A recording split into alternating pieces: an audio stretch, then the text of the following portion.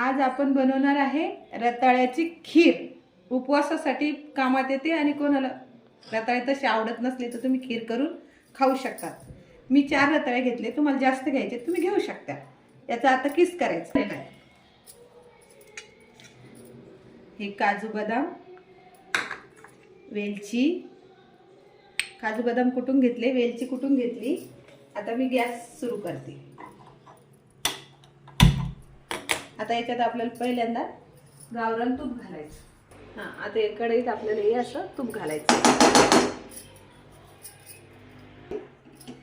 कढईत असं घालायचं। तूप असं छान गरम झालं की त्याच्यात आपण आता एक तूप आपलं चांगलं वितळलेलं आहे। आता त्यात आपल्याला घालायचंय किसलेलं रताळं।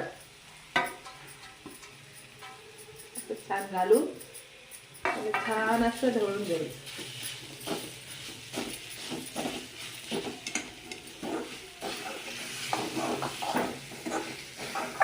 साखर, आता साखर आपल्या चवीप्रमाणे घालायची। कोणाला कमी साखर लागते, कोणाला जास्त लागते। आम्ही जरा जास्त साखर खातो, तुम्हाला जितकी वाटली तुम्ही तितकी घालू शकता, जसं गोड खात असतं त्याच्यावर।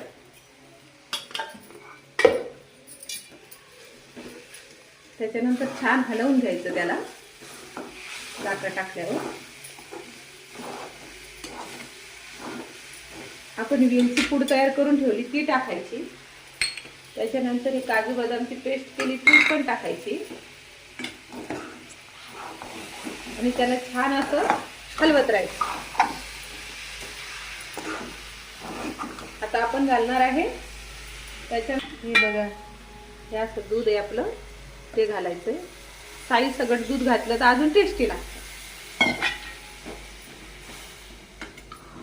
असं दूध घालायचं आणि थोडा थोडा वेळ झाकण ठेवून बंद करून ठेवायचं।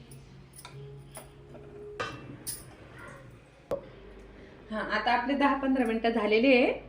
आपण उघडून बघायची। आता ही छान तयार झालेली आहे, तेव्हा आपण आता एका वाटीमध्ये त्याला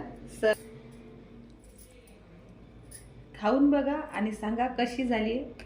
आणि माझे चॅनल लाईक करा, सबस्क्राईब करा। धन्यवाद।